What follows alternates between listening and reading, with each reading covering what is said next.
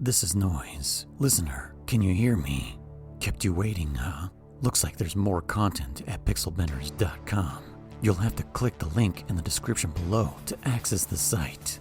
You can send your questions to info@pixel-benders.com. If you would like to leave us a message, our frequency is 209-791-0995. Got it? Okay, you're ready to go.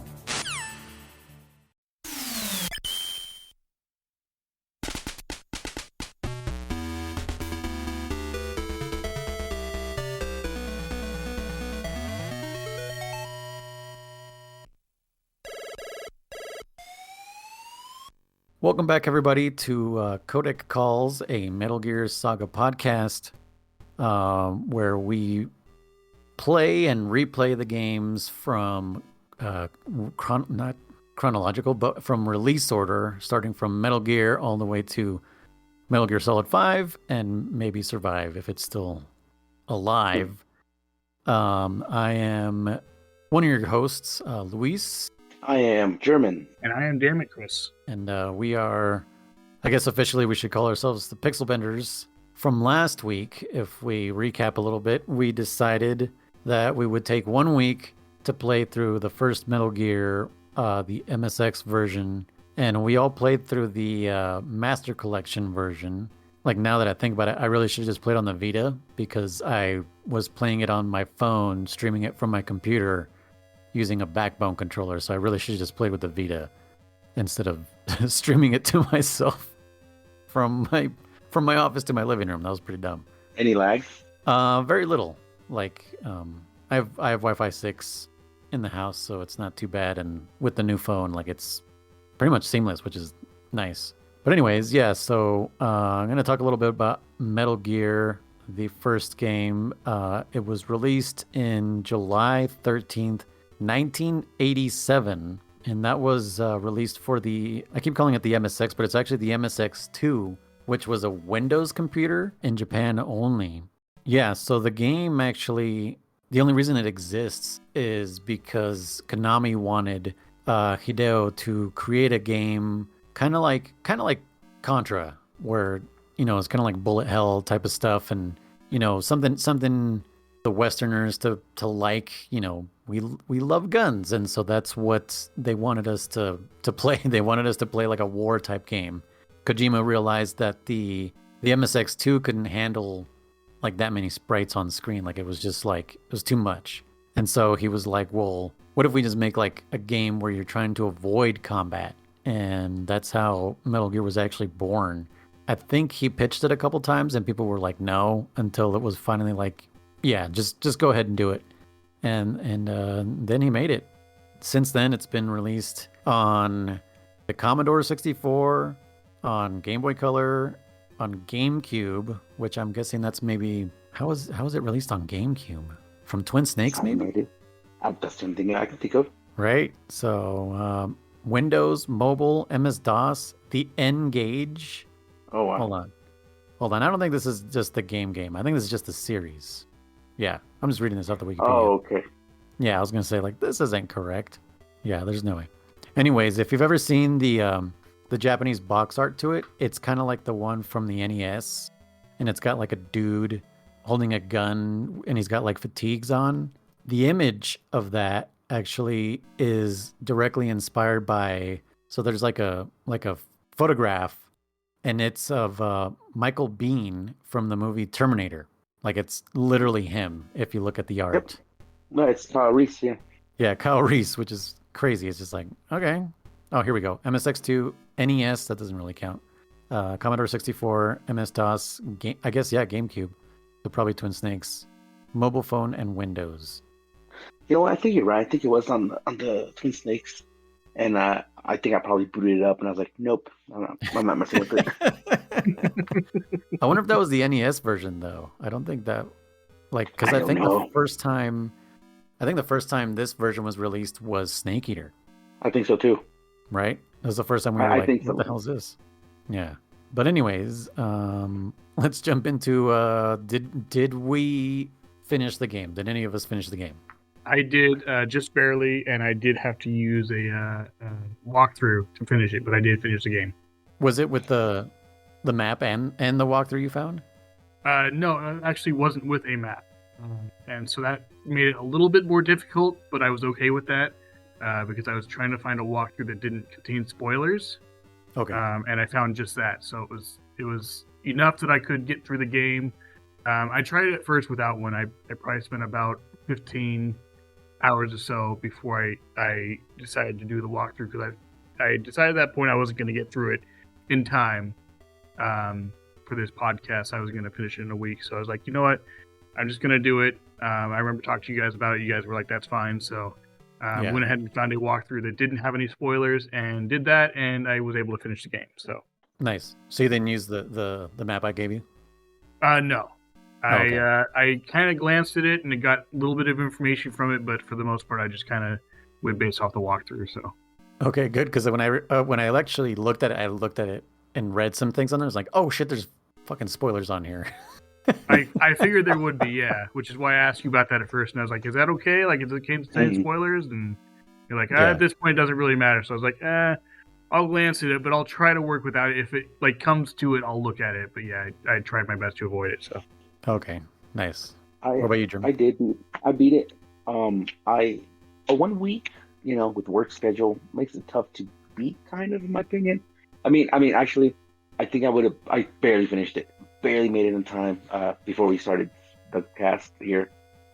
I did have to use a little bit of a walkthrough because I kept getting this one confused with the NES version, and Okay. and I was like, I think I'm supposed to do this, but I don't remember, and so there was definitely a part where I was getting too confused, and if I had not done a walkthrough, I would have never made it past it. Yeah, seriously. Yeah. Yes, It's I interesting. oh, go ahead. Go ahead. No, go ahead. Oh, I was just gonna say I also beat it. I did need that map I needed because I just couldn't keep everything in my head as far as like where I was and where I was going. yeah, And luckily I already knew like the story, so the spoilers weren't a problem on that map. But yeah, without it, there's no way. I definitely got stuck, and I was like, I don't know where to go from here. So yeah, without that map, I wouldn't have beaten it. What were you gonna say, What, German? what part got you stuck? What was the one that you like caved in? You're like, I'm looking for a friend. Getting the level 7 key. That's where I got 7, huh? stuck. Yeah, because Okay. I did definitely I got through everything on my own pretty much. Because this is probably like my 20th attempt trying to get through this game. Like every time I'm always like, ooh, a little further, ooh, a little further. And so this time for sure I was like, I know the beginning part and I can get to whatever. But once the level 7 key, I was like, what am I doing wrong? Like I really couldn't figure it out. So yeah, that's where I got stuck. Where'd you get stuck, German? I got stuck. So I knew how to get the level 7 card. Again, I was confusing it with the NES version. I actually got stuck on the enemy uniform part. Oh. I was convinced. I got Diane, a useless call, a useless frequency, confused with Jennifer because Jennifer isn't introduced till later on. So I was like, dude, I know I gotta call this bitch Yeah. to I thought she gave me the uniform. I was so convinced she gave me the damn uniform, and then I just couldn't figure it out. I couldn't figure it out, and I was like, this can drive me crazy. And I swear I punched every wall in that prison area. And I guess I didn't. And I was like, you stupid. I was like, so I went back, and as soon as I got it, I was like, okay, I took it from there. And then, the rest of it was like, I remember these parts. I've only beaten this game like maybe once before. And it was on emulation. So, I had Yeah. save states. Not that you really need them. The game is pretty forgiving if you die. There's like the elevators are kind of your checkpoints. So it's not too bad if you die. But yeah, Yeah. that's where I got stuck. The uniform. Okay. All right. So we're gonna start off with Chris on story wise because he's new to Metal Gear. So I just want to see if Chris got anything out of this game. Like, was there actually a story, a coherent story that you understood? Like, did this make any sense to you? What's the story basically? Tell me what the story was. the story for the most part definitely made sense to me. So essentially, what I got out of it, and a lot of this was kind of from the ending, I guess. Kind of like put everything together. Was that Big Boss wanted you to do this mission and supposedly purposely fail at it. And I don't know what his plan was exactly. I don't know if that was made clear to me or if I just didn't catch it or what. But we apparently got too much information, went in too deep, and he didn't like that, so he decided to fight us. I almost said betray us, but he'd done that from the beginning. And it's funny that it happened because I kind of suspected that from the beginning, especially like the first area you walk into, like 2 or 3 times he says, "Oh, I forgot," or "Oh, I forgot to mention this," or "Oh, you should do this," and it's like, how would you forget about this stuff? Like, you're the commander, you're the one in charge. That seems like something like important. And so I wasn't suspicious that he was going to turn on us or anything, but it was like, it's odd that the chat is that it specifically mentioned, "Oh, I forgot," or I didn't mention that," or "Don't forget about this," and little things like that. And I was like, so that kind of stuck out to me. And then as we were going through and everything, and then especially that one part, like right at the very end, where he's like, "Abort mission, turn off your game system," and I was like, "What? Why? What is going on?" And so that's when I started learning, like, have I found something I'm not supposed to know? Like, what's going on? And so yeah, I kind of saw it coming, but I was surprised that he was like on the enemy side basically and leaking information. And there was another part too where what's his name? Oh my gosh, Schneider. His name Schneider, yeah. When he's like, "Oh, the enemy is, I can't believe it. Oh no!" And then he just cuts off. And It's like, what? Okay, like, and it kind of clicked after that. Like, okay, so whoever was that's leaking this information caught him, and now he's dead or whatever. And then at the very end, when Big Boss is like, "I'm not dead yet. I'm gonna make you pay for this, and we'll meet again," all that kind of stuff. I was like, is that must be what leads to the sequel? And again, I have no idea what the sequel's about, but I'm assuming it has something to do with that. So, yeah, cool. Well, yeah, I mean, that was the story. Yeah. Okay. Pretty much. I'm trying to remember without spoiling anything. If they did give you Big Boss's modems in this game, like, or because you said, Chris, like you're saying you didn't know what his end game was. Yeah. Do you remember Noise? If they kind of make it clear in this game or not? I don't think. Maybe I'm like trying to think. Like, did they say anything in the manual? But I mean, they wouldn't put that in the manual. Yeah, see, because I mean, in game, as far as I know, it doesn't tell you what his end game was. Yeah, like what was he trying to accomplish by sending you in there? I mean, we know what it is. Yeah, because we've played, 90% of the games. Yeah. But did they tell you in this one? I don't know. We'll get back to that one, I guess. I guess the only thing I can think of is just, I mean, I think it's just kind of like one of those givens, like he wants to take over the world, and because he has this walking nuclear battle tank. That's the only thing I can think of is that was the original plot was like, oh yeah.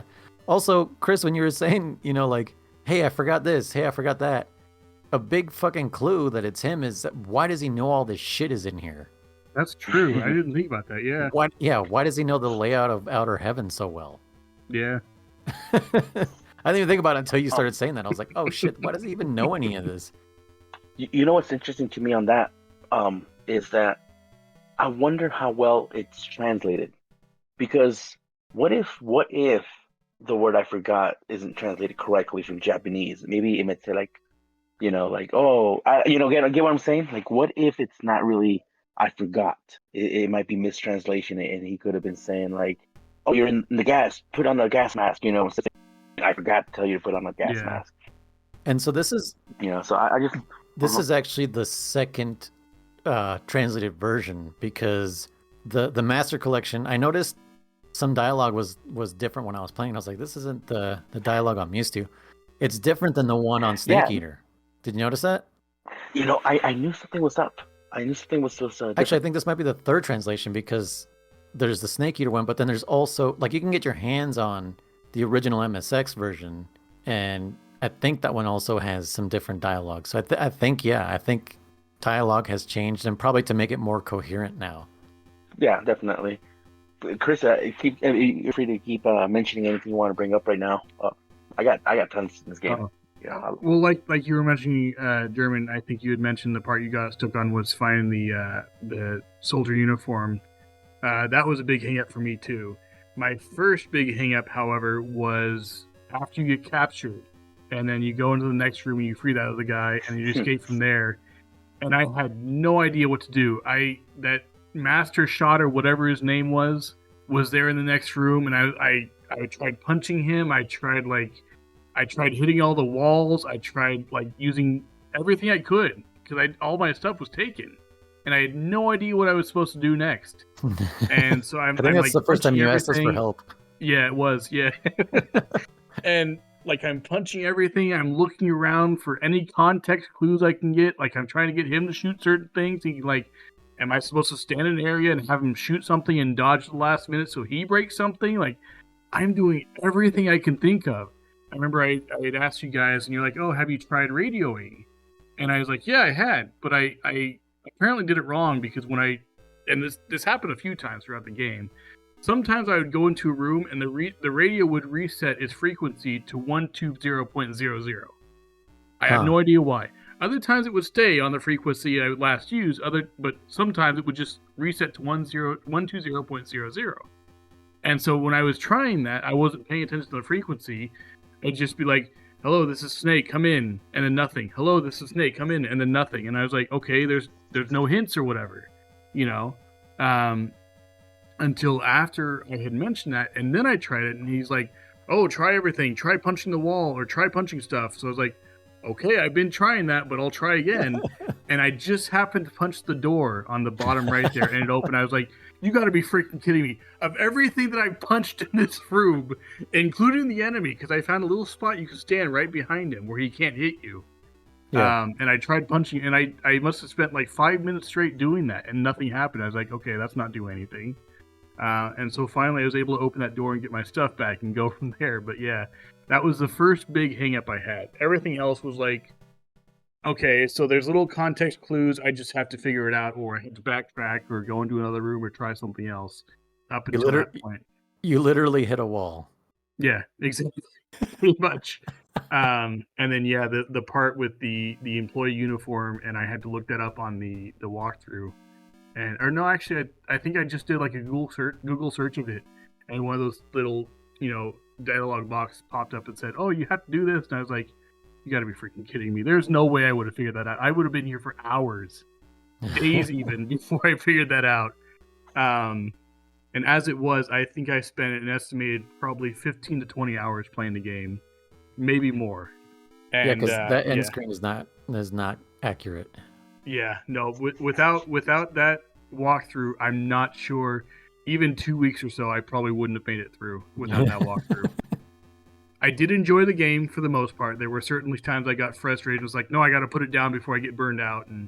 But I did enjoy the game for the most part. It was a nice challenge, and it brought me back to the old days where you don't have walkthroughs, you don't have online guides and stuff like that, and I think German had mentioned before Nintendo Power magazine and stuff like that.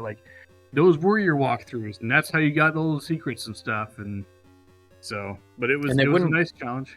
They wouldn't give you everything either on those Nintendo Powers. No, yeah. They'd give you a little tease, and it would get you so far. Yep.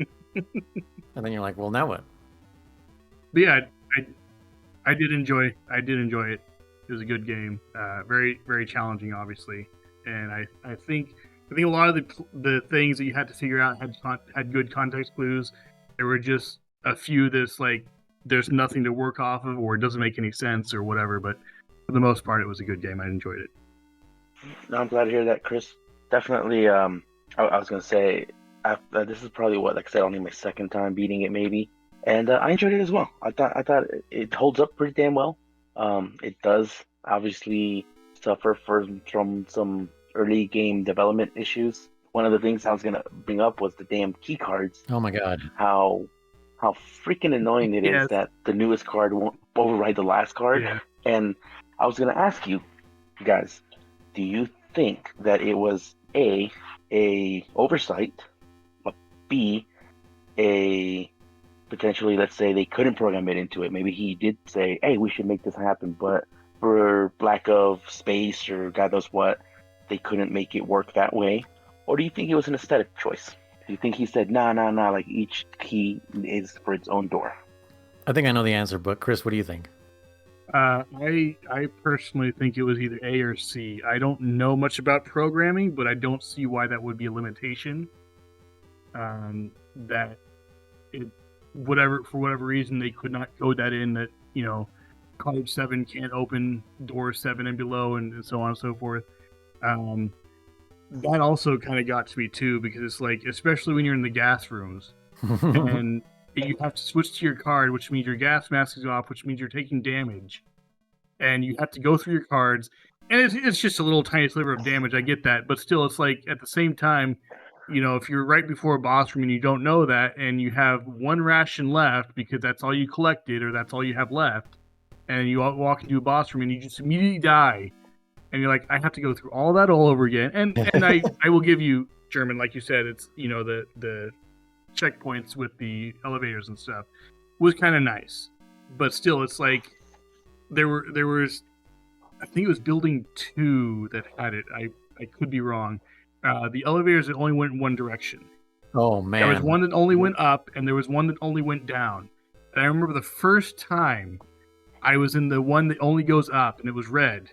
And I'm trying to go down. I was like, why isn't this working? Why? And I thought it was my buttons not working. So I disconnect my controller, plug it back in, still not working.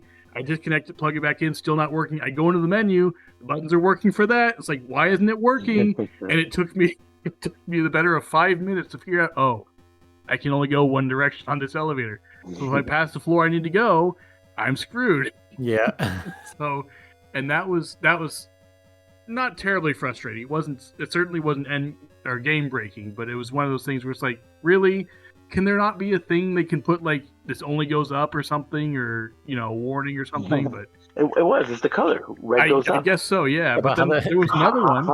There was another one that's blue. It's blue. Yeah, and it only goes down, just like all the other blue elevators. Who would make that connection? Yeah, exactly. The red made sense because, okay, this one's differently colored, and it takes you a while to figure out. Yeah, but like the blue one, it's the same as the other one, and it only goes down.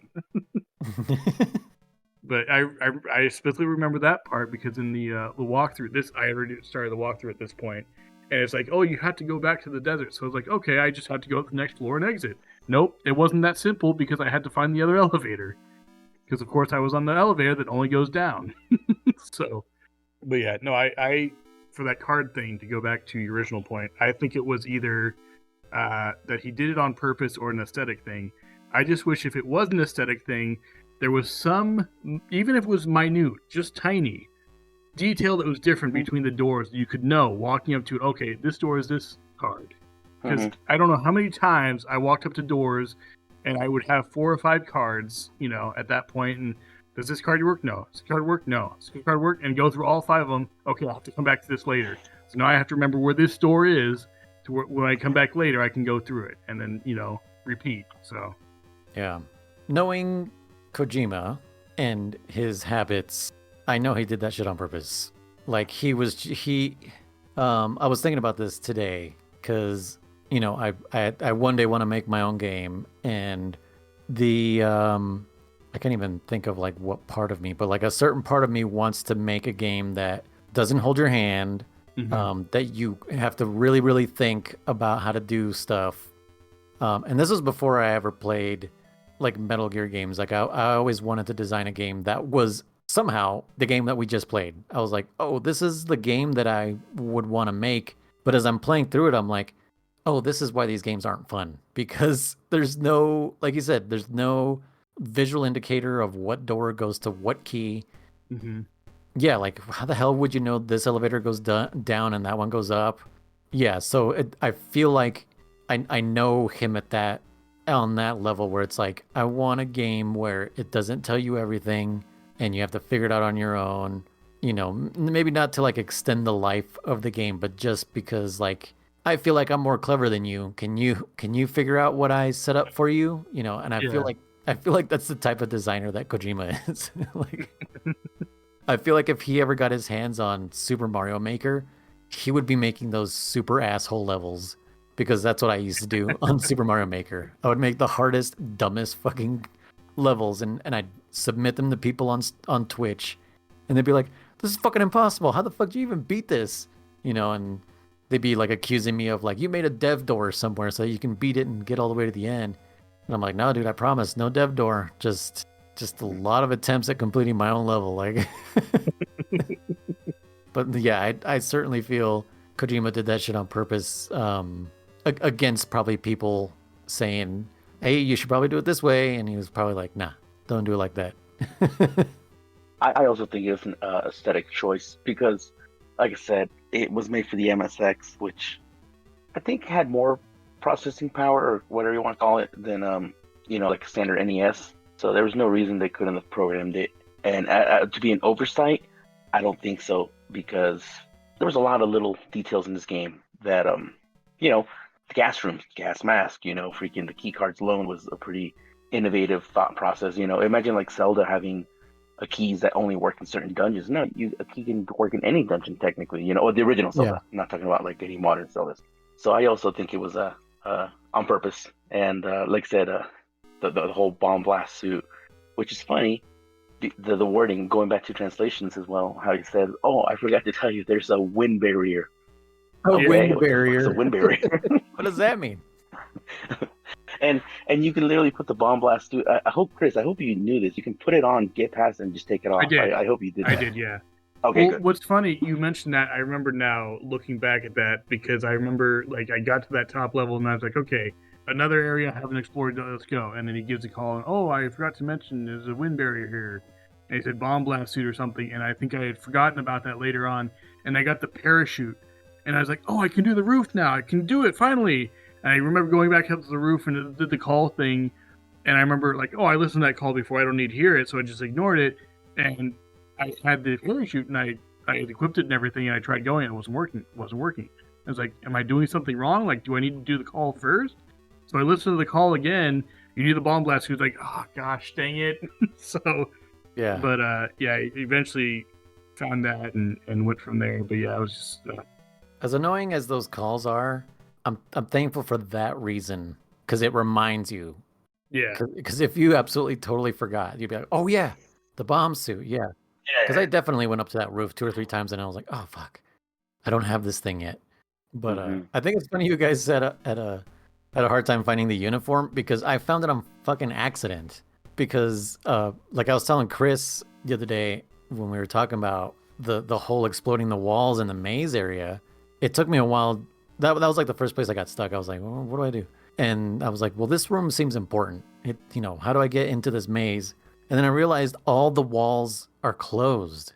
And that's what kind of led me to like, oh, maybe I can start punching walls and breaking them down or whatever. But the first wall I broke down was the one in the top like the north, wasn't facing the inside of the maze. And I exploded that. And then I was like, oh, what's this? And it's like a uniform. And I'm like, I don't know what this is for. Like, I literally didn't know what it was for. And I just picked it up. But then I started blasting my way inside the maze. And then that's when I found the bomb blast suit. But yeah, the uniform was completely fucking on accident. And it's like in the same area. Yeah. It was a little annoying because I remember getting just past the capture part when you fight whatever his name was, Blast Shotgun guy. I don't remember his freaking name. So actually he has his original name was Shoot Gunner. Okay. And then for our version they called him Shot Maker. Yeah, that's what it was. Shot Maker. Yeah. Okay. Like you said, I remember busting down walls, and the path I took was counterclockwise. And so I remember punching all the walls. And again, there's to get into that maze, it's right outside that main door, just a little bit to the north. I guess I just must have missed it by a pixel because I went all the way around, and I was like, "Huh, I could have sworn you busted down the wall." I'm like, and I just kept going, So that kind of pissed me off because when I found out, I was like, "Dude, I missed it by a pixel." And then I did again. I was just kind of mad, but I was gonna say, kind of touching base on the Codec Calls. I do like them. They remind you. They do get annoying that there was no flags that say like, "Oh, he already has bomb blast suit, therefore don't call him about That this one, anymore." seriously, for Um, sure. I wish. Again, this is obviously the first game in the series, but I do wish that the codec calls were more useful. There's so many times where you'll call Big Boss or useless Diane and just you get no answer, you know. So it was kind of annoying that they'll only talk to you in certain rooms or certain situations. Yeah. Um, and most of it was bullshit, anyways. With Diane, the first time got her to talk to me, it's fucking Steve answers and he goes, "Oh, she's shopping right now," Oh my God, yeah. and I was like, "Okay, Typical yeah, no, don't woman. worry, bitch." She's doing her fucking nails or I'm something. I like, was like, I'm damn, this is fucking on sexist. some, yeah, I'm like on some fucking mission, but yeah, you go shopping, bitch, go for it, go take a shower, yeah. Did you guys get the one? I don't know if you guys kept calling her because I would just call all the time, just and every room kind of just calling. There's the one where you call, I think after you fight the flame guy, or during the flame guy fight, I don't remember. Steve picks up and he goes, "Diane, no, this is Steve. You again. You stop talking to Diane or leave her alone or Yeah. something like that." And I was like, dude, this Diane is worthless. She doesn't do anything in this game. Yeah. Dude, yeah, that the fact that you have to call them in a certain room Hmm. sent me on a wild goose chase because Yeah. at this point for sure I was using the guide because I was like, how do I get key 7? And, Diane is like this is the only good thing Diane's useful for. She'll tell you how to beat a boss. And Yeah, and yeah. If they have the weakness, yeah. yeah, and Diane's like, Bloody Brad, which is 2 dudes, Yeah, yeah. they're weak to rocket launchers. And I was like, I don't have the fucking rocket launcher. Like, where do I look for this thing? And so Hmm. that's when I started looking for or looking through the guide, and they're like, yeah, I guess you have to rescue this dude, and then this dude will tell you to call Jennifer, Hmm. Hmm. and then so call Jennifer, and then she will prepare the rocket or some shit. And I guess I went into a completely different room, and then called her, and she wouldn't pick up, and I was like, what the hell? And I ran around the entire base, and I swear I called her in front of that door, but I guess I didn't. But then I went back into that room that's literally just outside where you get the rockets, called her, and she's like, I'm preparing the rocket for you. And I was like, no way, bro. And then I go into this room, and there's the rocket launcher, and I was like, what the? Dude, that was definitely like another 30, 40 minutes of me running around trying to find out where to call you. Yeah, Like, oh my God. I remember. yeah. Like I said, I remember getting to that point and I already been looking at the guide for a little while at this point, and I remember the guide specifically said like, Jennifer will call you and tell you where the rocket launcher is, and then it said in parentheses like, if you're good enough or something like that, and I was like, what does that mean? Like, what requirements? And I'm thinking like, do you have to collect certain items before you get here? Like, is there a prerequisite or something? And I read on a little bit later after that, and it turns out, yeah, you have to have enough. You rescued enough prisoners of war, and have a high enough ranking. You have to have a 4-star ranking, or else she just won't help you. She won't give you that item. Yeah. And it's like, I'm glad I rescued all of them in the beginning. You know, I went around and double checked, triple checked, sometimes 4 times checked every room. You know, just to make sure. yeah. Oh yeah. And because I didn't know if that was going to be a thing in the end, I was like, "You get like extra points for this, or is it like a?" Did you notice your rank was going up every once in a while after I rescuing did them? notice that, but I didn't connect it with rescuing the prisoners of war. I thought it was just like you beat like Progress. yeah, it's like you beat like a chapter in the game or something. You're on to chapter 2 now or something. Because I'd gotten up to rank 3 before I had to use the walkthrough. Yeah. And so I was like, okay, you beat the portion of the game, and so you just rank up. I did also notice that your health went up, and the amount of stuff you could carry went up. Right. But yeah, I just figured it was progress in the game. I didn't connect it to the number of prisoners you had rescued at that point, so I thought that was interesting. Did you also notice that you can go in and out of a room and just restock over and over? Yeah, I found that out pretty early. Okay. And I exploited the hell out of that. Yeah. Yes. Good job. Good job. Anytime I had the chance, anytime there were rations, I'm loading up. I wanted to touch base on what you think of the enemy AI, Chris. Oh wow. Jeez. Well, the Bloody Bill, I think in my walkthrough called them the Arnolds. Yeah, Arnold. They were interesting because I remember it said like, oh, when they're not looking, go through such and such door. And so I like stood on the screen for a long time to look to see like, do they turn around? Like, is it like the normal enemies where like every once in a while they'll turn around and face another direction? And I must have stood there for like 2 minutes and nothing was happening. So I was like, okay, I guess I can just go through the door. And as I started walking up, all of a sudden it like turns around and starts running at me. I was like, what the hell's going on? Like he wasn't looking for at all before. And so I walk away and he walks back and stands there again. I was like, okay, maybe I waited too long. And so I walk up again and he does it again. It's like, okay, I guess that's just a thing that they do. And then So simple. And then like the shot maker, I figured out that there was a little area you could stand and he wouldn't hit you. It's like, okay, like this is easily exploitable. Yeah. Or even like the normal enemies, when you trigger an alert, and they'll be running around like on the other side of the screen. It's like, I'm over here. Are you gonna come at me? No, okay. You know.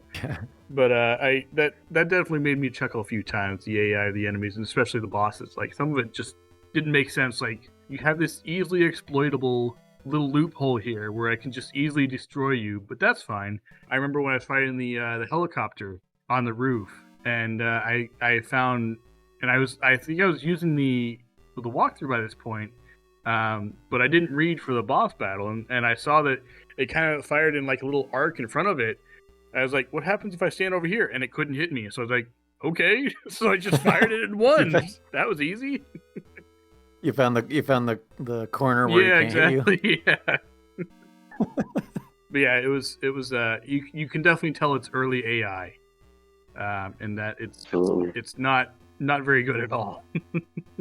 Yeah, especially the enemy vision. Mhm. It's a straight line and pretty much maybe 2-3 pixels thick, maybe. But you can like just walk right by them. And I don't remember where it was that I had figured that out, but I remember when I realized that, like, oh, because I had the box by that point, and I remember like, okay, he's right next to me. I have to stand really still, but as long as they're not looking at you, you're fine. You can move around. And I was like, okay. Yeah, I think it wasn't until maybe when we started talking about doing the podcast that I was starting the games. I was like, okay, I want to make sure I have working versions of the games and everything. I think that's when I finally realized, oh, these dudes, they're dumb as shit. They look in a straight. They're basically the Deku Scrubs from Majora's Mask. If you don't cross that linear path of theirs, they do not see you whatsoever. Like, because when you first start, you're like, oh, they could totally see me around this corner. You know, like you kind of, in your brain, you're like picturing a cone, like, oh, this has to be their AI because they keep seeing me when I'm over here. But no, it's just your own imagination and you're walking around like a dumbass. That's why, that's why you keep getting caught. Yeah. Chris, you had mentioned, I don't know if it was on the podcast, the first episode or not, but you had mentioned that the only thing you knew about Metal Gear was that he used a cardboard box and you had no idea why it worked. But did you use the cardboard box? Obviously, you used it, and you saw why it works, right? I used it a lot. I still don't understand why it works, because it confounds me that, you know, an enemy standing there, he looks one direction, looks the way it looks back, there's a box there. Oh, that's perfectly normal. Goes on about his day. Like, I get it's like a meme and a joke and everything. I like if there's specific mechanics to it as to why Kojima put it in there. I don't know. Yeah, because it's a box, bro. You ever try to use a box against someone in real life? It works. I can't say that I have, so you got me there. Works every time, dude. Did you, Chris? Did you use the smokes, at all? I used them in the beginning, and I remember hearing like a little ding sound, and I had no idea what it was doing. And then at the end, the walkthrough told me like when you're escaping, equip the cigarettes, and it'll give you extra time. And so I did that. I was like, okay, but like I didn't know how long it was going to take me to get out, but I had like 29 game minutes or whatever it was, you know, to get out. And I was like, okay. So I figured like it slows down time or something. And so I equipped the smokes and I went out and climbed the ladder and everything. And it didn't seem to make a difference. So I have no idea, again, what that was for. Yeah, I was about to say, what the hell? I've never heard about that. I remember reading about that, and when I played it, I didn't do it this time, but I remember reading about that. I forgot about it actually, Chris. I believe I did test it, and it does give you extra time.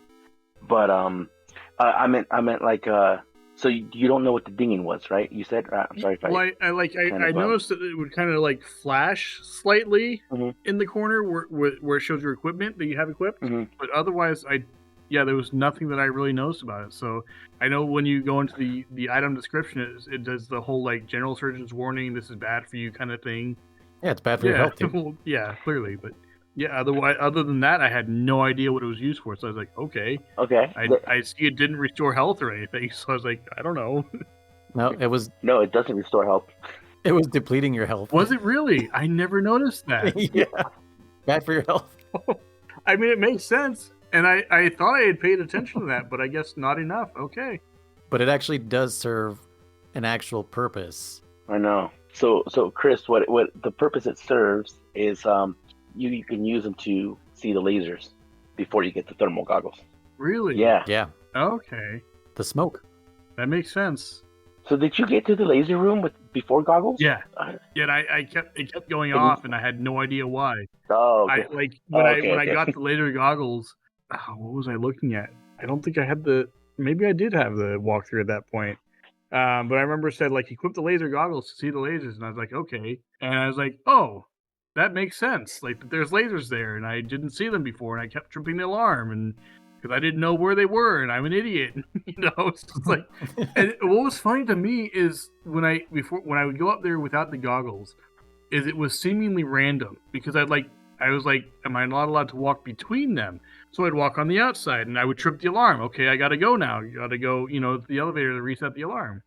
And then I'd go back again and okay, maybe I have to walk this side. So I'd go around that side and trip the alarm again. Okay, and now granted these are like far and few between. So it's not like I'm doing this, Yeah. right after another. And so like I had no idea it was like a laser grid setup thing. And it wasn't until after I'd gotten the goggles and I was like, what are those used for? And it said like in the item description like allows you to see infrared lasers or something. And I was like, okay, where are there going to be lasers? And I remember I had equipped them before I got to the laser area. Like I tried it on and it just basically turned the screen black and white. And I was like, okay, like what does that do for me? Like, does it show hidden things maybe? So I'm thinking like, okay, if there's like a crack in the wall or like a hidden compartment or something, I have to try these. And so I remember I had them equipped for quite a while. And then, later on with the guy said, oh, equip your laser goggles so you can see where lasers are. I was like, oh, that makes sense. So there was a codec call in that room once you had the goggles, Yes. right? Is that what I it was? think it was after you get through that area. Okay. Yeah. I couldn't remember yet because obviously I'm sure German did the same thing because we've played Metal Gear games before. We were like, oh, cigarettes, and so like it was just intuitive probably for German too. It was just like, yeah, this is a laser room. Use cigarettes.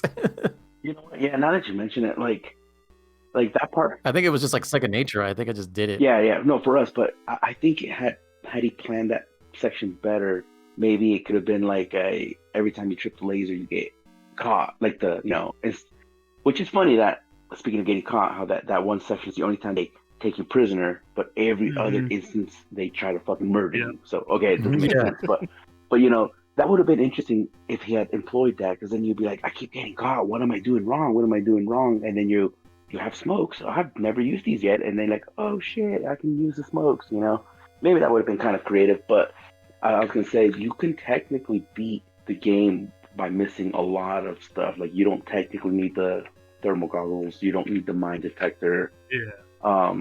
I didn't get the mine detector. I didn't know where it was. Oh, you didn't get it? Yeah, see? No, I just kept getting fucking hit. Yeah. So you can beat it. You can Taking the technically hits. beat it without the oxygen tank or whatever.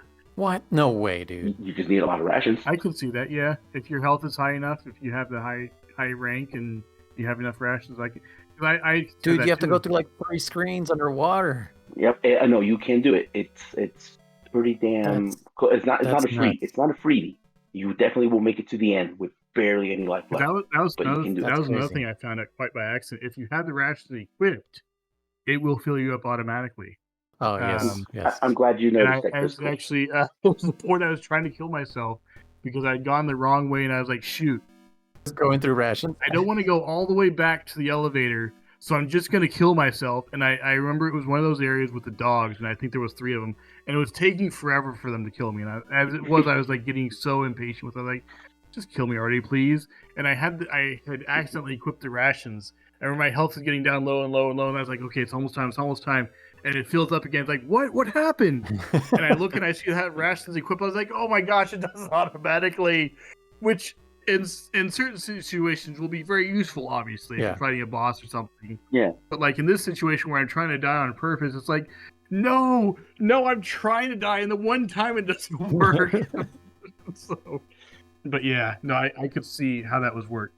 But actually, speaking of mine detector, there was that point at the end where it was like, I want to say it was a gas room and there were mines in the same room.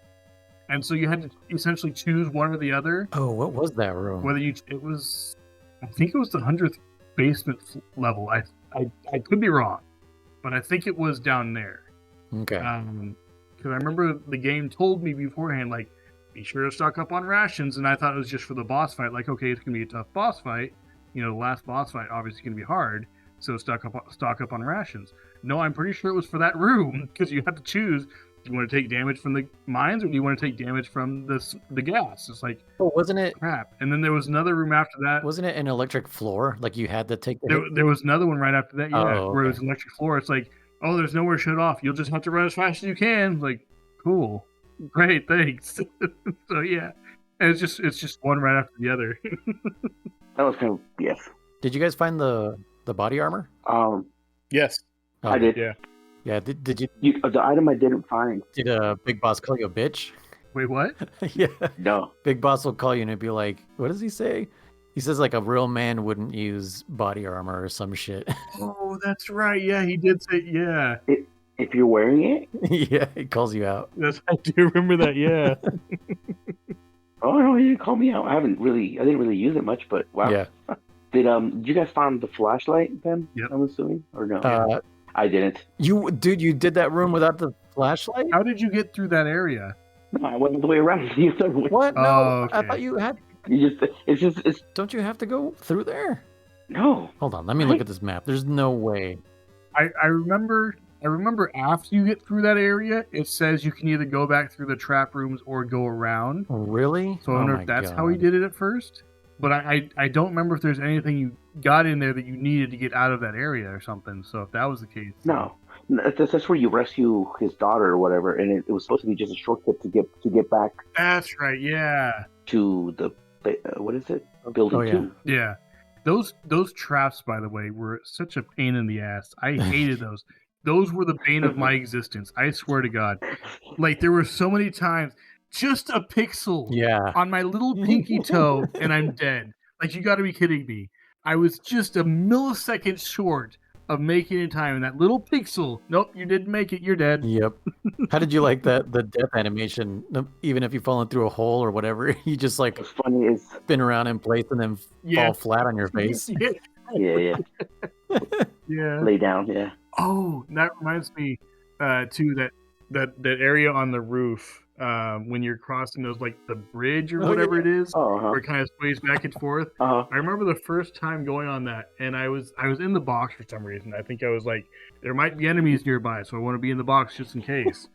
And I remember I had fallen off, and the screen that it takes you through of you're just falling over the brick wall and falling over the brick wall, and you just land on the ground and die. I was like, oh, okay. That was anticlimactic. I didn't get to see that. I didn't fall off, so I didn't get to see that. That's awesome. I didn't fall off either, Chris. So that's a first. Yeah. Yeah, I want to see that. I was so careful. I was like, I don't want to fall off this fucking thing. I should check it out. I'll reload it to watch it. And then when I got the parachute equipped, and I was like, oh, this is how you get down to that one area, because it's like you have to jump off the roof. So I was like, this must be it, right?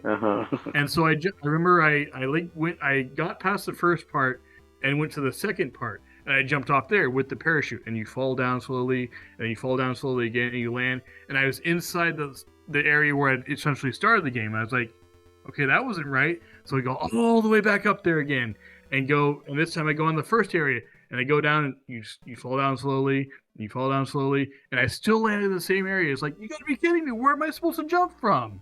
So I went all the way. Dude, I didn't know there was multiple places to jump off of. What the heck? Yeah. That's The crazy. area, like I was talking about, where the bridge is, I just jumped off there on purpose. I never did, because I remember that part when I first played it, and I remember being terrified of that bridge part.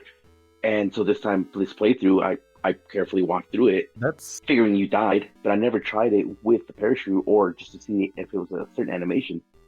that's cool that they like took that into account. Yeah, well, I figured that's where you were supposed to jump off. I didn't know you were supposed to go along further and all the way around to that one area, so I had no idea. I was just like, You know, I can see your reasoning, Chris, but maybe because, I don't know, maybe because we've played, at least for me, because I played other Metal Gear games before I played that one, I just knew, I'm like, this is not it. Like, this is not where I'm supposed to jump, and I just kept going, you know? yeah.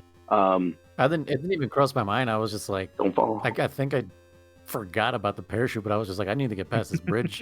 That was my only focus. Did you guys get also caught with the fucking truck that takes you back? Oh, 3 or 4 times. 3 or 4 times. Yeah. I knew one of them did, and again, I'm confusing parts with the NES version with this one. At least I think I am, but the point being is, I was like, I know one of these moves, but I fucking remember which one. And I'm like, I'm just gonna walk into this one, see if there's any ammo or whatever. Walked in, oh, it's moving, and it takes me back to fucking bitch, you know. And then I accidentally walked back into the truck, and it takes me back even further. I'm like, you stupid motherfucker. And then if you're not paying attention, by that point, actually, you have the keys for it to take you. Like, if you don't go into the wrong truck again the second time, if from that first moving truck, you have the keys to get right back into that desert. Yeah. I didn't know that. Oh yeah. And so I went all the way around, and then I ended up back in that area, and I was like, oh my god. All I had to do was go like up or whatever. I was like, I'm so Yeah. And now that you mentioned that, so that desert part with I think it's the second desert part with after the scorpions, and then there's those trucks lined up, and Big Boss calls you, and he's like, use the rightmost truck. Don't do that, because that takes you back to the fucking beginning. I followed his stupid ass advice, and yeah, I fucking went. It took me back to basement 1, and that's when I started discovering, like, oh my god, I have all the keys that I need to get back. But yeah, fuck, that's Big Boss again, fucking with you, man. Yeah. I'm glad. I didn't remember him telling you to turn off your system. Yeah. I remember him giving you false information, but I forgot about that. And when you mentioned it, Chris, I was like, oh yeah, dude. Like, I'm glad that Hideo was fucking with us so hard even back then. Back then. You're breaking the fourth wall. Yeah, you know, just you know. So I thought that was pretty cool. Like again, for me, it kind of flew over my head, because I was like, oh yeah, whatever, you know. But you being the first time seeing that, I mean, it'd be like fucking Toad telling you, like, just turn off your game, don't beat World 8. You're like, what the fuck? What do you mean don't beat World 8? You know, Yeah. It was, you know, or the old man in Legend of Zelda, and you're like, don't try and challenge again. Just turn it off. What the fuck? What do you mean turn it off? What do you mean turn it off? Yeah. Yeah. Because in this version he says turn the system off, but in the original one he says turn off the MSX. Yeah, does it? Yeah, he like specifically calls out the console. Yeah. Yeah, it made me think of. Did you guys ever play Eternal Darkness? No. Yeah, that game will, like, there's a sanity meter, and if your sanity goes low enough, the game starts fucking with you. Like, the first time I played this was in college, and it was on the GameCube, and there was a room that I walked into, and then all of a sudden I got swarmed by enemies, and I was like, oh, whoa, this is way too many. And as I go to attack them, I get this thing on the screen that's like, your controller disconnected, and I was like, oh fuck, like, did I fucking disconnect my controller? And I'm walking over to the console, like, I'm like, no, dude, it's connected, like, what's going on? And I'm like, dude, the controller's not working. I'm like, the fucking GameCube's fucked up or some shit. And then it like flashes, and then you're just okay, and it's just like, what the hell? Oh, that's like I think I've heard about that game. The game does crazy. It'll turn the volume down on you for no reason. Like, it does crazy shit to you, and it's just like, what? There's one part where like it erases your game save. It's just like, oh dang. Okay, like, did I just seriously lose everything? But it's just fucking with you. Yeah, see, I've heard about it, and I would love to try it out. but because I've heard so much about what it does to you, it kind of makes me feel like I won't get that same experience, you know? Yeah.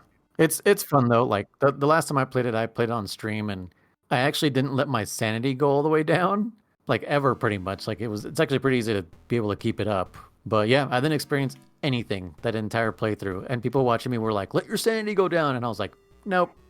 I'm not gonna let this game fuck with me, man." Well, on the subject of like games fucking with you, I don't know if you guys have played them. Did you guys play Arkham Asylum, the Batman game? Yes. The first one, the Asylum. Chris, did you play that one? No, I only played Arkham Knight. The third Oh one. shit. Yeah. Do you mind if I say a spoiler then, just in case? I'll go for it. Yeah. Yeah. Like 'cause games fucking with you. I remember I got messed big time messed with so much on that game when I think it's the first or second time you kind of get hit with that scarecrow spray or whatever. Yeah. His fear toxin, and it looks like your game restarted. You know, it literally just like cuts out. It starts over. Yeah, and then you get the WB logo. I'm like, what the fuck? I'm like, what? And like the same intro's playing. I was mad. I remember going, fuck this. I was getting up ready to just turn it off. And then like I see that, wait a minute, it was a little different. I'm like, wait a minute, and then it plays out the rest of the game. Yeah. It just fucks with you just enough. I think they must have timed it and knew like people will shut it off in 10 seconds, so don't let it go longer than 10 seconds because I almost turned my fucking game off, dude.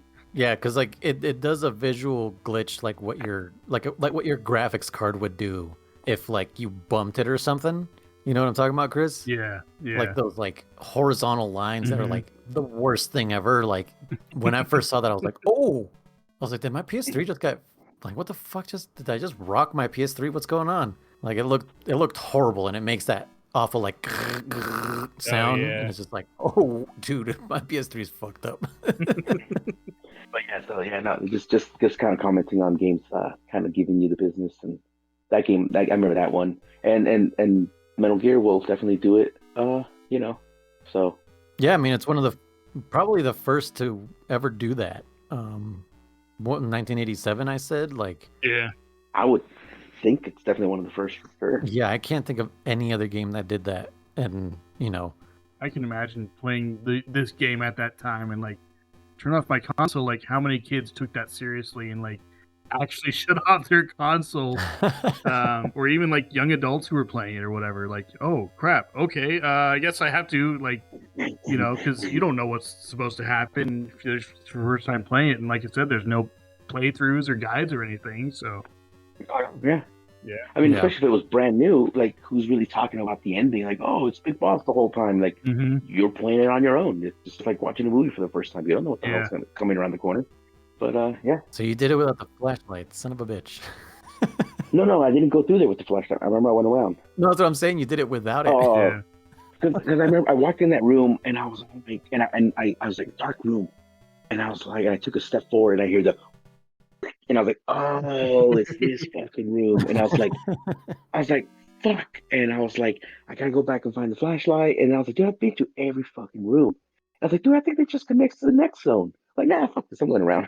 Because I'm like, I almost thought about cutting through there, like with the map you sent or something, or just looking at a picture guide. But I was like, I tried it that way. There's no way. I was like, I'm just gonna go around. I'm like, whatever. It literally was like an extra 2 minutes of walking. It's not that far. Yeah. I mean, for me, it probably would have been shorter to go around and go through all those dang traps because I don't know how many times I died, but it was. Hey, even with the flashlight, I had a hard time. Yeah. Yeah, I do remember the first time going through it. It is a pain in the butt. I only got caught on one trap, so the whole time I remember there being traps. I just don't remember where. Every room that I would walk into that had ammo or ration, I would kind of walk around the edge. I'd be very cautious, right? Mm-hmm. No room had traps until like building 2, I believe it was. But I was always super cautious. There was one in building 2, kind of by the elevator, maybe. But the point is, I knew I was like, this is obviously a trap. Sure enough, it is there. I didn't get caught. And then I saved Dr. whatever the hell his name is. I couldn't pronounce it if I tried. Petrovich Manar. There you go. That guy. I saved his daughter. And again, and I went in that room and I hugged the wall. Literally, I was kind of like, oh, maybe that's the only pitfall. I thought there was more, right? And I was like, oh well. And I just hugged the wall just kind of out of habit because that's how I've been playing every freaking room. punched the wall and got her out, and then I walked straight out. That's the first one I got hit by, and I was like, and the checkpoint was a little further back, and I was like, I literally have been hit by one, and I get hit right now that I let my guard down. Like every room I've been walking around the edges, so I wouldn't get caught by any pitfalls, and I got caught there. So I just kind of got mad because that's the only one I got caught at, and I was like, dude, I was being so careful. Yeah, I got hit by one, so it kind of pissed me off. Did the fake Dr. Petrovich get you? No, no, no. I remember as soon as I saved them, it said like, haha, you fell from my, and I remember it's like, oh, hold back. And I just held down and I was like, nope. No, he got me. Like, I didn't remember it was a fake one, but I remember as soon as he said, haha, I got you, or you got my, I was like, oh, yeah, pitfall. Yeah, I did remember after I thought to him. I didn't think to get out of the way. I was just like, oh no, I'm fucked. Yeah, I remember thinking the same thing at first. Like, even with the guide up, and it's like, there's a trap, so watch out. And I was like, what trap? And then the store floor starts opening, and by that time it was already too late. And I fell down. I was like, oh, I guess that's the trap it was talking about. Like how Chris was using the guide like he was following a recipe. Pretty much, yeah. And didn't read ahead. Well, I hate those recipes where you're supposed to read ahead. Yeah. And it's just like, why? Why would you do it this way? right? Yes. It's like someone telling you like, crack the egg, and it's like, also it's gonna be messy. Like, oh well, fuck. Like now it's now it's all over the place. No, or it'll say like, separate the eggs and the yolk, and then you're like, oh, separate the egg from the white from the yolk, and you're like, put the yolk in the pan. You're like, oh, okay, so you just let the fucking whites fall into the sink or the trash, and then the next step will say, use the whites that you separate, you stupid bitch. I don't got those no more. They're gone. Yeah, they're gone. Speaking of, I was gonna say, hold on. The game never mentions, and who knows, the manual does. Who the hell are the other POWs? Because you were only there technically to rescue Gray Fox. Right.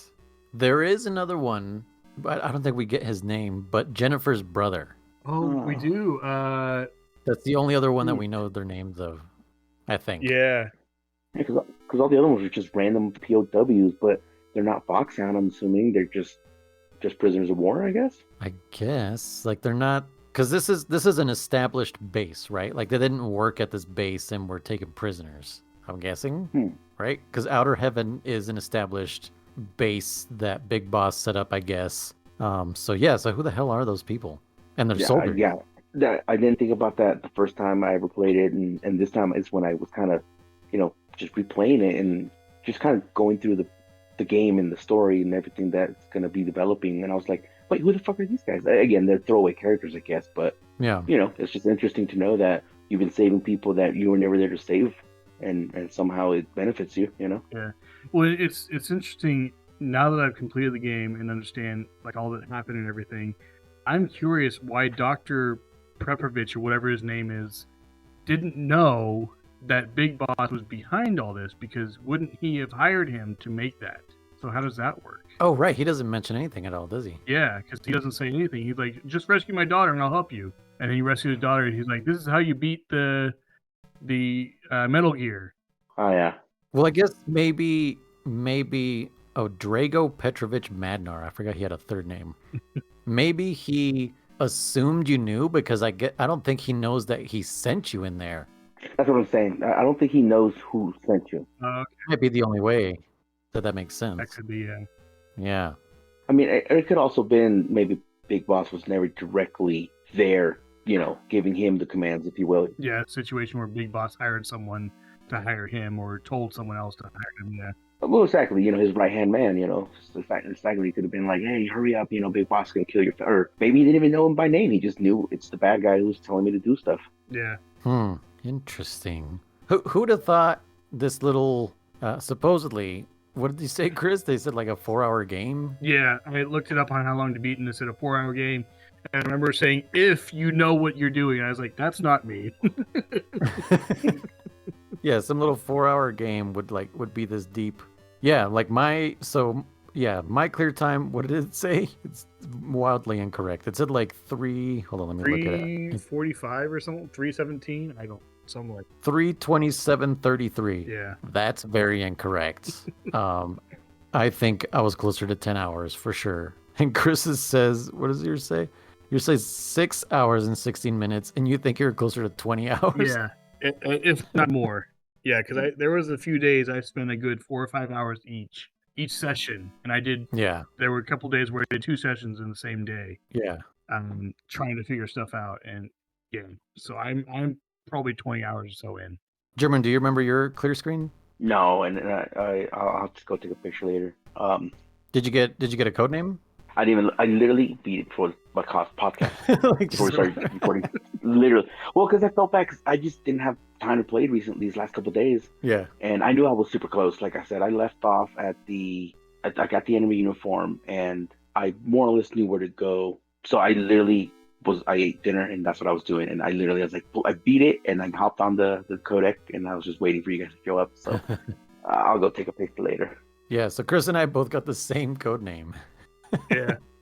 I wonder, I didn't pay attention, so I wonder what affects the codename in this game. So I think what affects it, because I watched the speed run on it after I beat it, I think you're only allowed 1 alert, 0 kills, Whew. and 1 ration, 0 saves, 0 continues, obviously. I don't know what time, but yeah, 1 alert, 1 ration to get big boss rank. Jeez. Yeah, so I think those are the important ones, are alerts, movements killed, and rations. I assume the one that we got is probably like the lowest tier. Probably. That's what I figured. Yeah, when I saw that, I was like, that makes sense. And I didn't remember. What was it? Antelope? No, it was deer. Deer. Yeah. Deer. Let me look up what the code names are. Yeah, I remember thinking like, okay, I played on easy, that's gonna hurt my score or whatever. And then I died a lot. I had a lot of continues. I had a lot of alerts, a lot of kills and stuff like that. So I was like, yeah, I'm not surprised I got deer. And then when you said you got the same one, I was like, how is that possible? Like, you finished it in less than half the time I did. I'm sure you got a lot less deaths than I did. Like, that doesn't seem right. But yeah, if that's the case, then that makes sense. For sure, mine's probably super messed up because, like I said, I was really speedrunning it here at the end. I stopped even sneaking by people. I was just running through, like, whatever. I was just killing everybody. I didn't care anymore because I was just trying to beat it, just so I can say I beat it. Because I was going to say, how the hell am I going to sit here and let Chris say I beat it, and then be like, no, I didn't. Well, to be fair, that's why I sent that text, man. I was like, if I put to be fair, I was surprised I beat it in time too, because I remember I was playing it last night, and I got to the area with the traps, and I think I had just finished the area of the traps, and it's the guy like, you're almost done. And I was kind of like glancing ahead, not actually reading or anything, just kind of looking ahead, like, okay, how much more do I have to do? And I'm reading and reading and scrolling and scrolling. It's like, I thought I said I was almost done. Like, what the hell? This isn't almost done. But as I was going through that, a lot of it was like he was talking about the dialogue they were saying, or like describing rooms and stuff like that. And it's like, it wasn't as much to do as it was written. Yeah. And so it didn't take me as long as I thought it would. Mm-hmm. But yeah, I remember last night thinking like, oh, I have, every Wednesday I have, my wife and I have our date day, where we just hang out, play games, and spend time with each other. And I was like, I have that tomorrow. And then, we had the podcast in the evening. So I had like a few hours in the afternoon where I can get it done, but that's it. And if I don't get it done, like, it is what it is. I didn't think you guys were going to have a problem with that. But like, at the same time, it's like, I want to try to get this done as much as I can. And so I remember after date day, I just sat down, and I had my lunch and everything, and I was focused. I was like, I have to get this done. I have to get this done. And I just went through, and I died a bunch of times. I was like, okay, don't get frustrated. Just continue. And then, there was another point where I went in the wrong truck and got taken back to the beginning again. It's like, But I went through, and I was able to beat it. And just, I think I had like 2 hours left before I had to make dinner and everything. And this was after all that. So it was pretty close. Yeah, I made it. So yeah. How many gray hairs did you earn? A few dozen at least, I'm sure.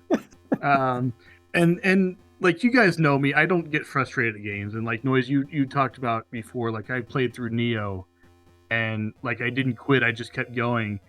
But like, this was one of those games where there was a couple times it's like, okay, I need to take a break now. I need to step away. I need to play something else, and just take some time so I don't burn out on the game. So I don't like get over frustrated. No, I don't want to play this ever again. It was just I remember 2 distinct times that happened, And I was like, okay, just take a little break, go eat something, go get something to drink, walk around, run it off, whatever, and then come back a little bit later when you're ready again. That's what I did. So it worked out. So Yeah, older games tend to do that. Like their limitations really make it frustrating when you're just like, I know what I need to do, but the controls don't let me because they're not designed that way. Yeah. It's just like, how do I do this? One thing that threw me off in the beginning, and this was like the first day I was playing in the beginning, was the save system, because you can save anywhere, but it doesn't mean that's where you load up. That threw me off completely. Oh God. And I was like, why give the option to save Seriously. if it's not going to let you load there? I don't understand. And that's how I figured that the clock that's running is incorrect, because I would like the very first time you get to the first elevator, I kept dying afterwards, and I would save, and I was like, okay, I'm gonna come back to this later, and I would save, and I'd come back, and it still said like 10 minutes, and I was like, no. I've been playing this for at least an hour. Yeah. And I've died, and I save, and I come back to the same freaking elevator, and it like resets it back to that whenever that checkpoint happened. Yep. That's the time. It must be. Yeah, that must be it. Yeah, I noticed that relatively early on as well. So I was like, wait a minute, because I think it was after my first big gaming session where I spent like 4 or 5 hours playing, and it said I was like 2.5 hours, and I was like, no, what? I've been looking at the time. It's been longer than that. And so I was like, oh, it must just be like every time you die and reset, it resets the time it's tracking as well. So I was like, okay, that's gonna be off in the end by a lot. Yeah. Did you guys see? After you beat it, you get a boss survival mode. I saw that and I was like, nope, not for me. maybe later, not right now. Was that always been there, or is that something that was added to the HD collection? That's a good question. I have no idea. I assume what that is you just go into one room after another of bosses. We'll look it up. Yeah, like a boss rush mode. I haven't clicked on it, so I'm not really getting any answers on the code names, because the one I found just gave me code names for like the boss rush mode. No. Which is also pretty insane. It's like you get big boss mode.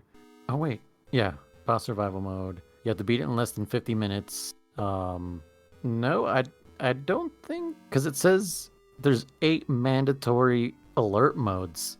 Does that mean you play through the whole game? Dude, I have no idea. None of this makes sense. I'll look at system research myself later. But yeah, Chris, I was gonna say, as long as you enjoyed the game, that's kind of what matters the most. Too. We don't want you to feel like pressured or you have to, especially since the next one that's coming up is the NES version, right? Noise. Oh God, yeah. and then based on release date, right after that is Snake's Revenge, correct? Oh yeah. So it's because Snake's Revenge got released before the official Metal Gear 2. Metal Gear 2 Solid Snake, which from what I've read, Metal Gear Snake's Revenge prompted Kojima to go, "What the fuck is this shit?" It's like, yeah, nah, I'm making the sequel. That's not the sequel. So I think did I release date order? Here we go. So Metal Gear 1987. Here's the weird thing: Metal Gear on NES and the MSX version both got released in 87. Metal Gear 2, Solid Snake, and Snake's Revenge both got released in 1990. So what the story, as it's been written somewhere, or no one knows the real story, but someone on a train they asked Kojima, like, hey, are you ever going to make a second Metal Gear? And he was like, oh, I don't know. Or no, wait, sorry, I'm telling that wrong. No, someone told him that they were developing a Metal Gear without him. And he was like, oh, well, whatever. And then that's fine. And he's like, he asked him, are you not going to develop one on your own? Like, are you just going to let them do that? And he's like, it's whatever. Like, I did my game and I'm fine with it. But while when that guy left, when he was on the train, he wrote an entire outline for his own Metal Gear 2. And then that's how Metal Gear 2 got made. And both of them released in the same year. Yeah, pretty much sounds something like that. Yeah. So That's the myth. I say this is what I was thinking. I know it's always like unknown. It's obscure because we will never know. We weren't there. Yeah. But my thought noise was tell me what you think is like. Remember the comment you made on the first episode, which was eating our vegetables. Oh yeah. I am 100% for, and at least I'm really thinking I'm gonna boot up the NES one version one and hate it, and then I'll boot up the Snake's version and I'll hate it, and then we can get to Metal Gear Snake, Solid Snake, an actual good game, just like this MSX version. Yeah. Were you thinking about doing that, or do you want to do the NES version and then do Kojima's version and then do the crappy version, or how do you want to do this? Because I'll be honest with you, based on what I remember, just because I've tried, and I mean tried as an adult, a full-grown adult, tried to beat the NES version, and even on emulator, it is unfucking playable. So I just don't even see us, Like even with save states, that what you're saying? honestly, dude, I don't even really see us beating this freaking game. And then I never even tried Snake's Revenge because I've seen a walkthrough, a playthrough, and I was like, yeah, no, I'm never playing this freaking game. So I can almost for certain say, for certain, we're not going to beat these two. But we should play them 100% just so we can say we played them, and so we can so Chris, so you can see the difference between a good game and a really shitty game. Like, I mean, I can't stress, like, playing this one was fun. I loved it. I did love it. And just thinking about all the NES version, they made changes and stuff, and God, it sucks.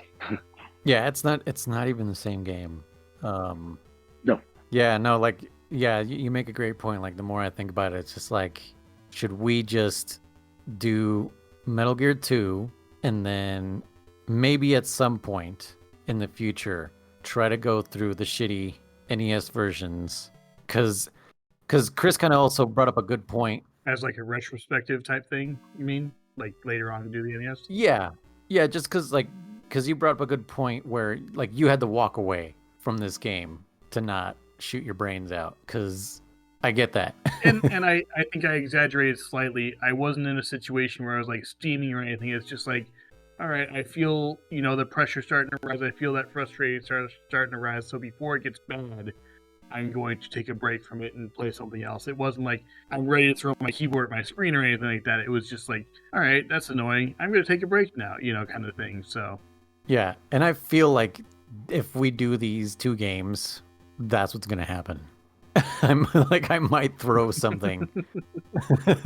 Well, that's why I'm suggesting. Because I've attempted the NES one. I've not attempted Snake's Revenge. No, neither have I. That's why I'm suggesting we just, instead of giving, our standard is, or what we're trying to do is one game, 1 week, kind of, at least for these ones.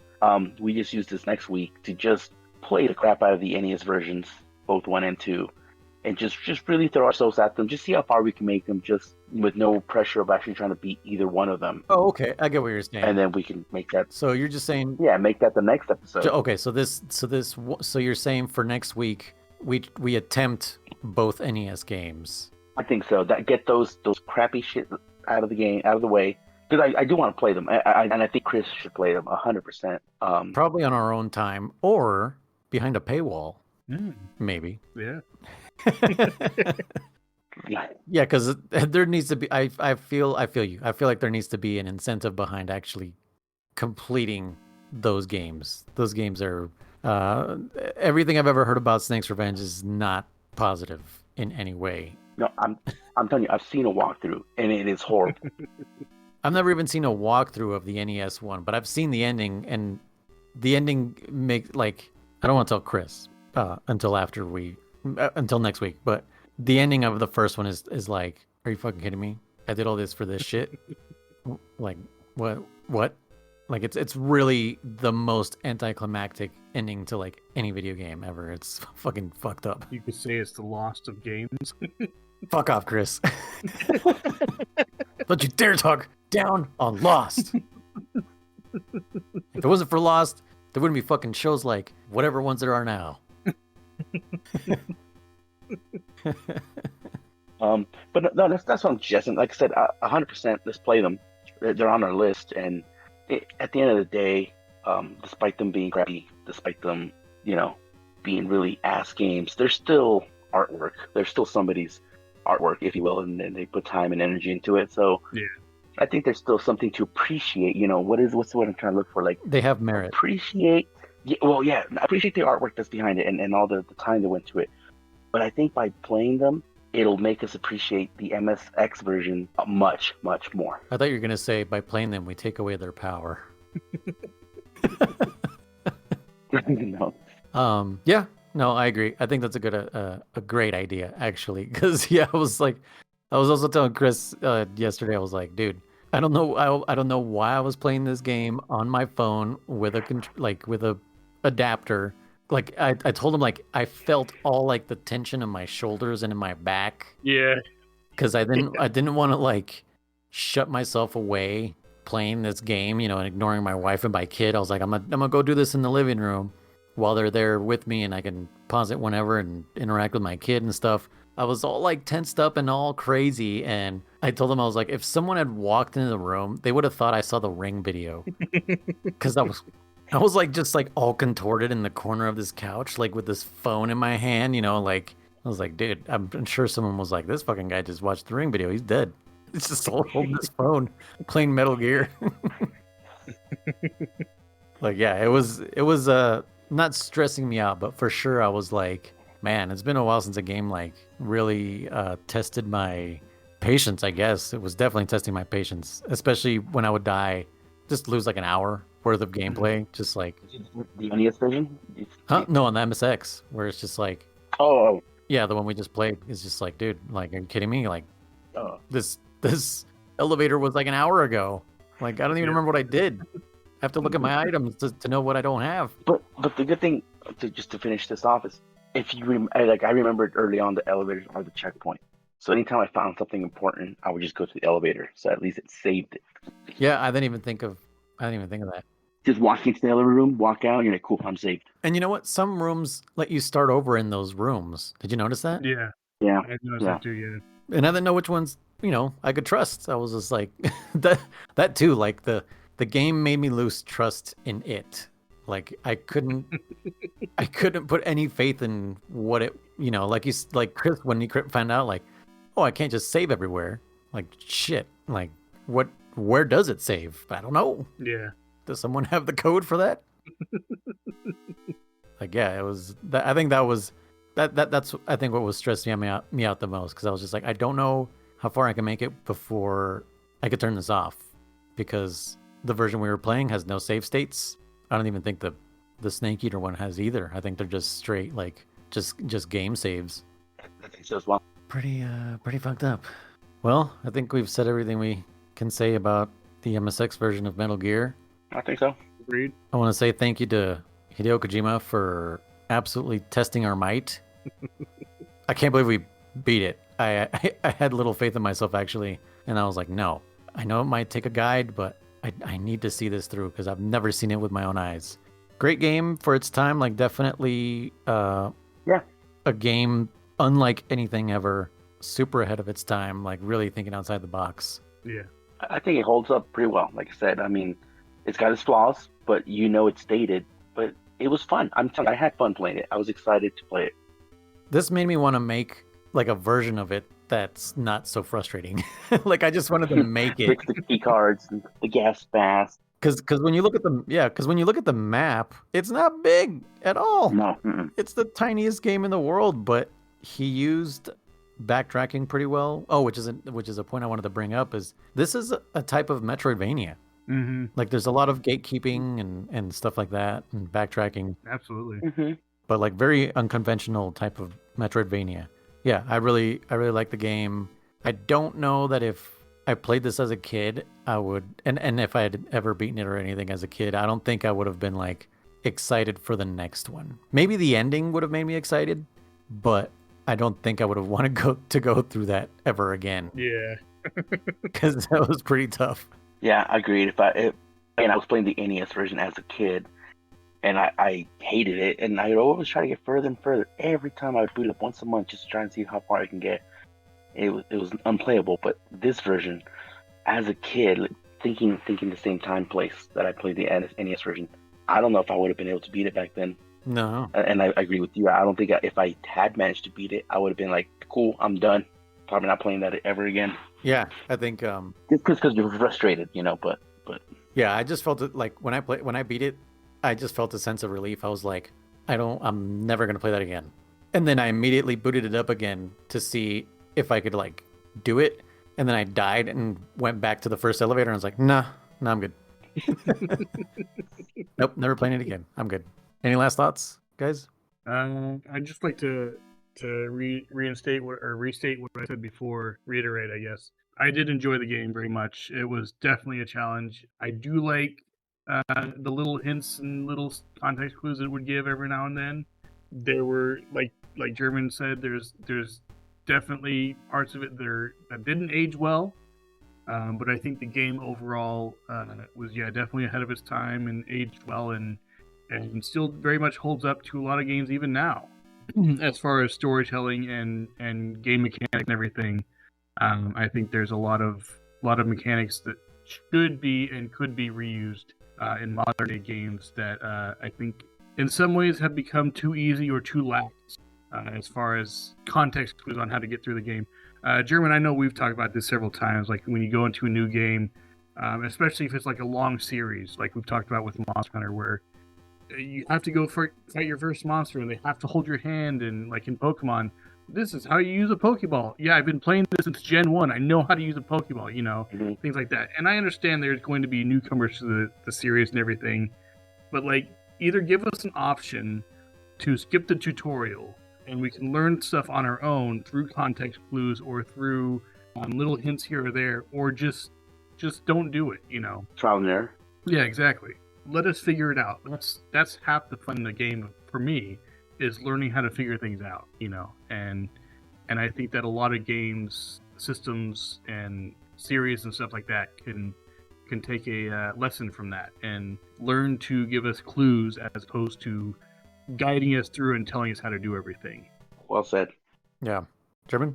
No. Chris hit the nail on the head. Pretty much, I already said my piece, which is game held up pretty well, despite the drawbacks.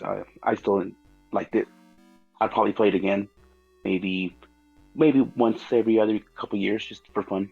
Yeah, I'd like to play it again later on just to see how much I've retained and if I can get through it without a guide and see how that goes and everything. Yeah. So it holds up despite the sexism, right?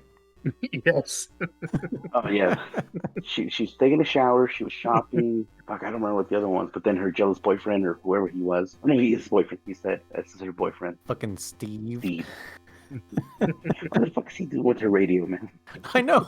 She's on a mission. Why is he there? Anyways, this has been Codec Calls, Metal Gear Saga podcast. Once again, I am Luis. I'm Damn It Chris. I am German. I'll separate you both right there. You went out of order, Chris. It's sorry. Luis, me, then you. The pecking order. Yes, sir. The pecking order. Yes, sir. All right.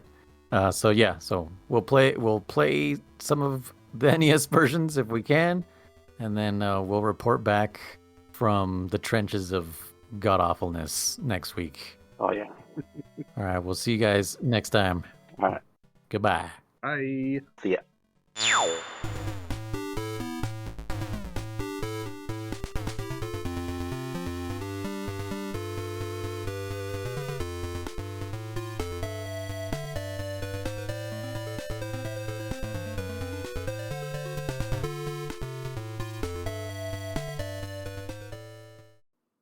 Yes, sir.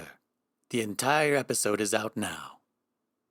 Those three are still playing. More content? Yes, sir. Pixel-benders.com is the best place to find it. Yes, you can click the link in the description below.